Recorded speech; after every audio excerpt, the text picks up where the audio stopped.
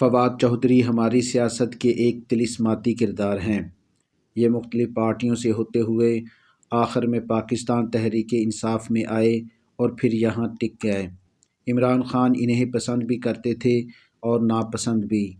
یہ کبھی خان صاحب کے انتہائی قریب ہو جاتے تھے اور کبھی دور۔ یہ کبھی ان کے ترجمان ہوتے تھے اور کبھی انہیں اٹھا کر آخری صف میں پھینک دیا جاتا تھا۔ کیوں؟ اس کی دو بڑی وجوہات تھیں۔ یہ عمران خان کو ہمیشہ اعتدال کا راستہ اختیار کرنے کا مشورہ دیتے تھے۔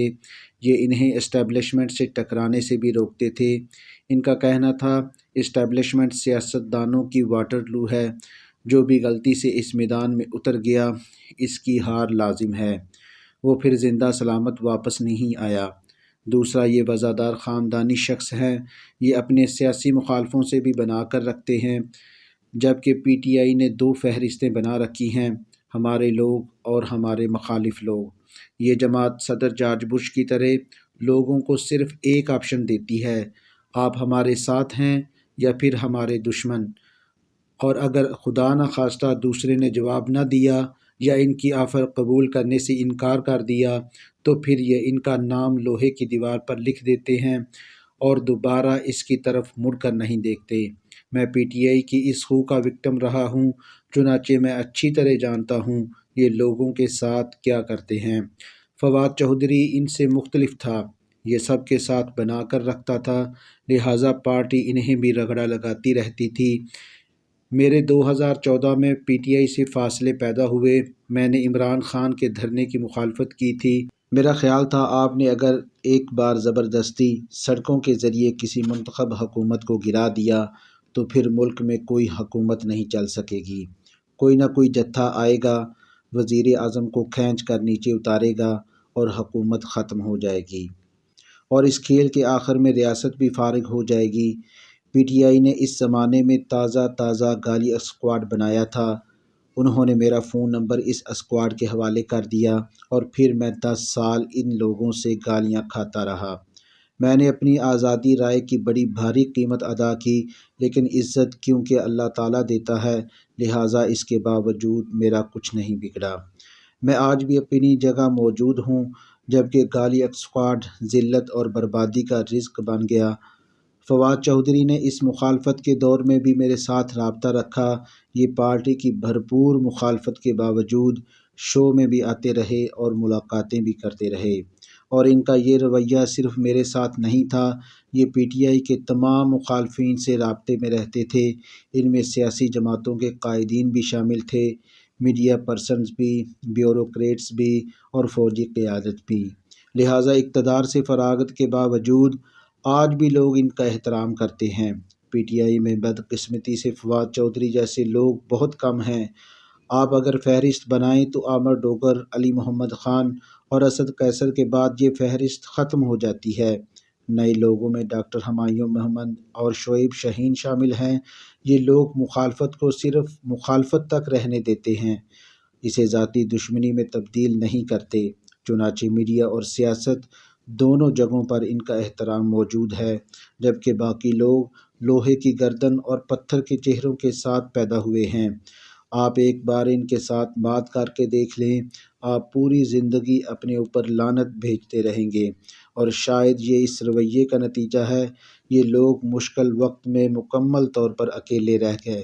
آپ اسد عمر، عمران اسماعیل، علی زیدی، عامر کیانی، فرخ حبیب، فیصل جاوید، اعظم سواتی اور مراد سعید کو دیکھ لیں۔ کیا ان کے زوال کے بعد کسی نے ان کے لیے آواز اٹھائی؟ کسی نے ان کا نام لیا؟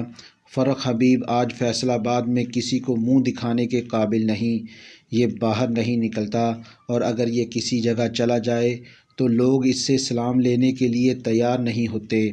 لوگ اب اس کی عزت کیوں کریں؟ یہ اقتدار کے زمانے میں ٹھیک ٹھاک تکبر کے ہیضے میں مبتلا ہو گیا تھا، سیدھا آسمان کو ہاتھ مارتا تھا، لہٰذا آج اسے زمین پر بھی پناہ نہیں مل رہی۔ اللہ تعالیٰ سے معافی مانگنی چاہیے، اس کی نعمتوں اور نوازشات کا شکر ادا کرنا چاہیے، اور اچھے وقتوں میں دوسروں کے ساتھ بہت اچھا ہو جانا چاہیے۔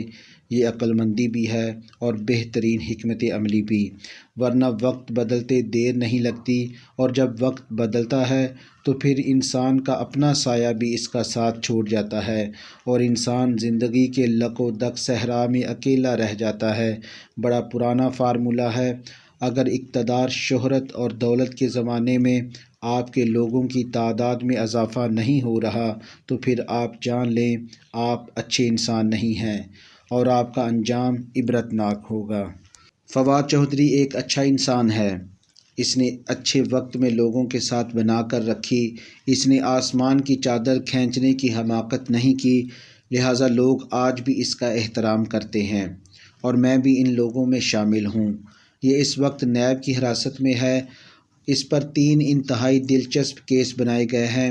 پہلا کیس ملتان کے ایک اسکول سے پائپ چوری کا ہے۔ چوہدری صاحب پر الزام ہے انہوں نے گورنمنٹ پرائمری اسکول خیرپور بٹہ سے ٹونٹی اور پائپ چوری کیے۔ آپ ذرا تصور کیجئے، جہلم کہاں اور ملتان کہاں، اور فواد چوہدری جیسے شخص نے 370 کلومیٹر دور جا کر اسکول سے 3000 روپے کے پائپ چوری کرنے تھے۔ دوسرا مقدمہ، فواد چوہدری نے اپنے حلقے کے ایک گھر میں ڈکیتی کی اور وہاں سے 4 عدد چارپائیاں اور یوریا کھاد کی بوری چوری کر لی۔ اور تیسرا مقدمہ ہے، فواد چوہدری نے اپنے حلقے میں 16 ارب روپے مالیت کی 2 رویہ سڑک کی تجویز دی۔ آپ ذرا غور کیجئے، فواد چوہدری نے صرف تجویز دی اور یہ اس کا جرم بن گیا۔ کیس کی حقیقت یہ ہے، اس سڑک کا کبھی ٹینڈر ہی نہیں ہوا۔ حکومت پنجاب نے سڑک کی تعمیر کا ٹھیکہ FWO کو ٹینڈر کے بغیر دیا تھا، اور یہ ادارہ کیونکہ حکومت کا اپنا ادارہ ہے اور اس میں کوئی پرائیویٹ پارٹی شامل نہیں ہوتی، لہٰذا اس میں کرپشن کا سوال ہی پیدا نہیں ہوتا۔ دوسرا، اس پروجیکٹ کو بھی حکومت نے روک کر اس کی مالیت 16 سے 23 ارب روپے تک پہنچا دی۔ نیب آج کل فواد چوہدری سے تحقیقات کر رہا ہے، آپ نے اس سڑک کی تجویز کیوں دی؟ سوال یہ ہے، اگر سیاستدانوں نے سڑکوں، پلوں، اسکولوں اور اسپتالوں کی تجویز نہیں دینی تو پھر آخر ان کا کام کیا ہے؟ دوسرا، اگر ریاستی اداروں کا کام سیاسی مخالفین کو رگڑا لگانا ہے تو پھر ان اداروں کو ریاستی ادارے کیوں کہا جاتا ہے؟ آپ انہیں مافیاز اور خرکار کیمپوں کا نام دے دیں، اور جو حکومت ختم ہو جائے آپ اس کے لوگوں کو پکڑیں اور کیمپوں میں لے جائیں، اور جب دوبارہ حکومت کا وقت آئے تو آپ انہیں نہلا دہلا کر دوبارہ کرسی پر بٹھا دیں۔ ملک میں عملاً 50 سال سے یہی ہو رہا ہے۔ ذوالفقار علی بھٹو وزیر اعظم تھے اور پھر سزائے موت کے قیدی تھے۔ بینظیر بھٹو، آصف علی زرداری اور میاں نواز شریف کتنی بار جیل گئے اور کتنی بار اقتدار کی کرسی پر بیٹھے۔ میاں شہباز شریف 2022 تک ملزم تھے، یہ نیب کی حوالات میں زمین پر سلائے جاتے تھے، لیکن یہ اب دوسری بار وزیر اعظم بن چکے ہیں اور پورا سسٹم انہیں سلام پیش کر رہا ہے۔ رانا ثناء اللہ پر ہیروئن فروشی کا مقدمہ بنا تھا اور پھر یہ وزیر داخلہ بن گئے، اور ان کے خلاف FIR درج کرانے والا محکمہ ان کا ماتحت ہو گیا۔ صدر آصف علی زرداری پر 2016 میں کرپشن کے مقدمے بنائے گئے، یہ اب دوسری بار صدر بن رہے ہیں، اور آج عمران خان بھی جیل میں ہیں اور یہ کل وزیر اعظم ہوں گے۔ مجھے یہ بھی یقین ہے فواد چوہدری بھی باہر آئیں گے اور ایک بار پھر وزارت کا حلف اٹھائیں گے، اور اس بار یہ وزیر داخلہ ہوں گے۔ تو پھر سوال یہ ہے، ان مقدموں کا کیا فائدہ؟ پوری دنیا جانتی ہے فواد چوہدری کو استحکام پاکستان پارٹی میں شامل نہ ہونے کی سزا دی گئی۔ دوسرا، سسٹم انہیں الیکشن سے بھی روکنا چاہتا تھا۔ یہ دونوں کام اب ہو چکے ہیں، الیکشن بھی ختم ہو گئے ہیں اور استحکام پاکستان پارٹی بھی دفن ہو چکی ہے۔ چنانچہ اب فواد چوہدری پر رحم کریں اور ان کی جان چھوڑیں، یہ اپنی ہمت اور جرم سے زیادہ سزا بھگت چکا ہے۔ دوسرا، ریاست کو منصف ہونا چاہیے، ظالم نہیں۔ یہ اگر میاں شہباز شریف کو دوسری بار وزیر اعظم اور آصف علی زرداری کو صدر بننے کی اجازت دے سکتی ہے تو پھر فواد چوہدری کا کیا قصور؟ اس نے آخر کتنی چارپائیاں، کتنی کھاد اور کتنے پائپ چوری کر لیے ہیں، اسے بھی معاف کر دیں۔ اور آخری بات، عمران خان نے 8 فروری کے الیکشن میں ثابت کر دیا، عوام اس کے ساتھ ہیں۔ لوگ اسے وزیر اعظم اور پی ٹی آئی کو اقتدار میں دیکھنا چاہتے ہیں۔ ہم جتنی جلدی یہ حقیقت مان لیں گے، ملک کے لیے اتنا ہی اچھا ہوگا۔ یہ مصنوعی نظام ڈیلیور نہیں کر سکے گا، چنانچہ ریاست اسے بچانے کے لیے اپنا وقت اور انرجی ضائع نہ کرے۔ آخر میں کسی کے ہاتھ بدنامی کے سوا کچھ نہیں آئے گا۔